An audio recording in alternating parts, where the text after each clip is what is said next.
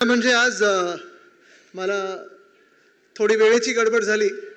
आम्ही बाजूलाच स्वतःच्या वेळेत होतो.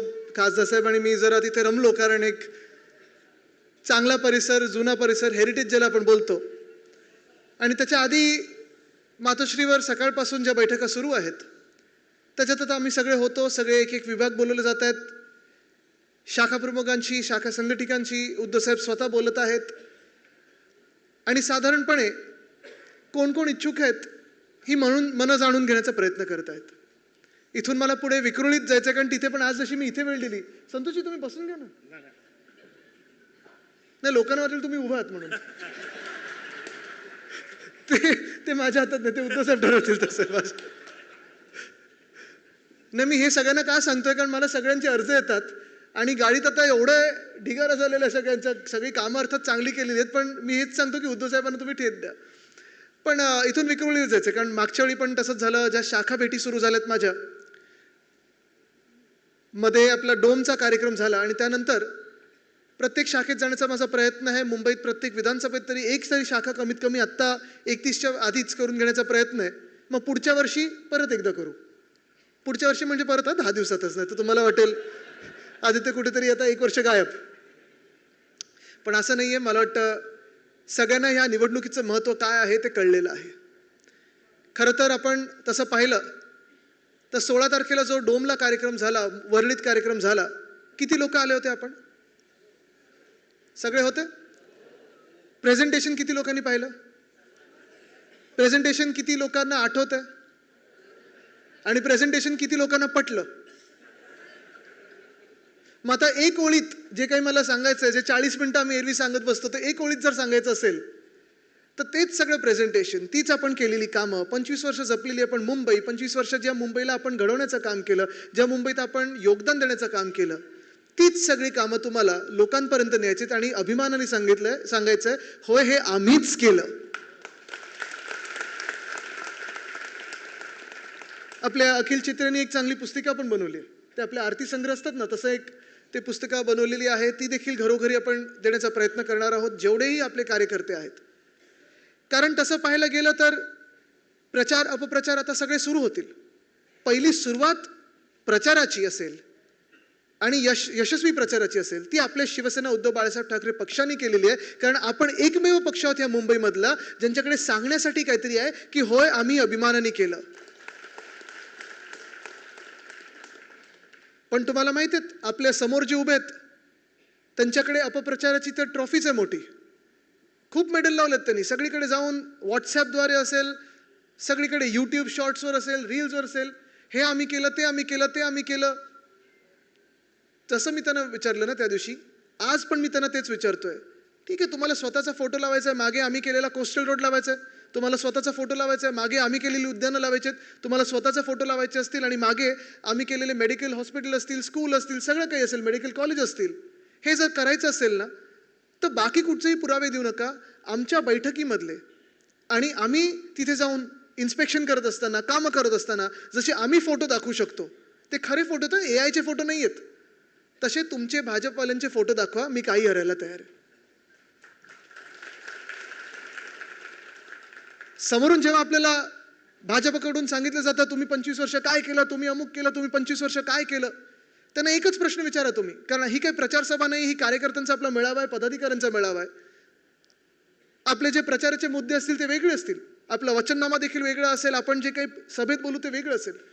पण प्रचारात तुम्ही फिरत असताना, तुम्ही घरोघरी जात असताना, प्रत्येकाच्या दारी जात असताना, जर तुम्हाला कोणी भाजपला समोर आलं आणि तुम्हाला विचारायला लागेल की तुम्ही 25 वर्ष सत्तेत होतात, तुम्ही काय केलं, 25 वर्ष तुमचं मुंबईला योगदान काय, 25 वर्ष अमुक आणि 25 वर्ष तमुक, आणि आपली शिवीगाळ सुरू केली त्यांनी, हात जोडा आणि त्यांना नुसतं एवढंच विचारा की ठीक आहे, 25 वर्ष आम्ही काहीच केलं नाही ना, मग त्या 25 वर्षातून 20 वर्ष तुम्ही आमच्यासोबत का खुर्च्या गरम करत बसले होतात?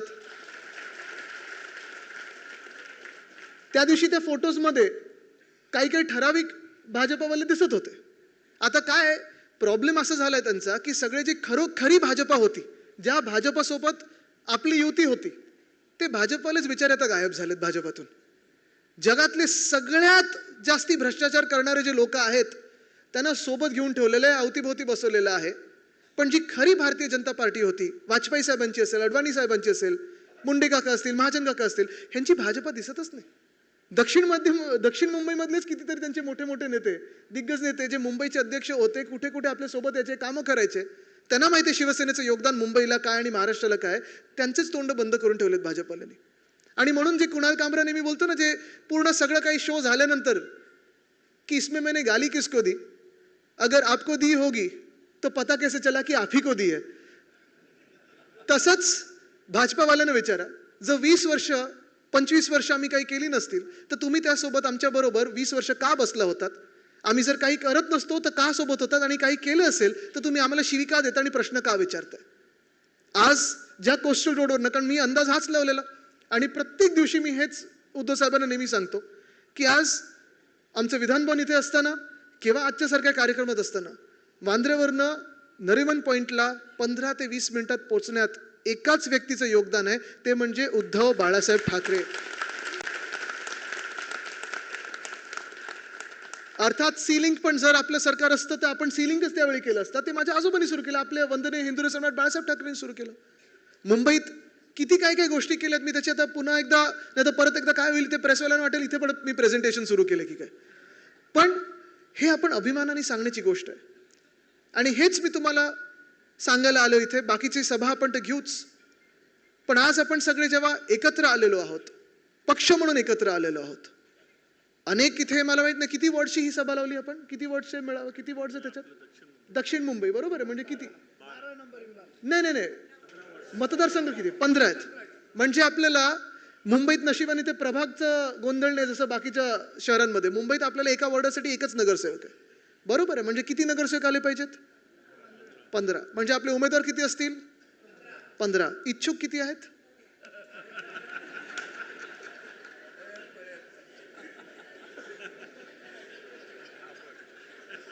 हात वरती करा.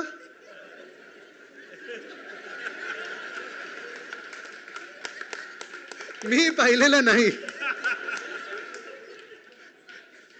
खासदारांनी पाहिलं वाटतं. मेडलेकर साहेब तुम्ही पाहिलं?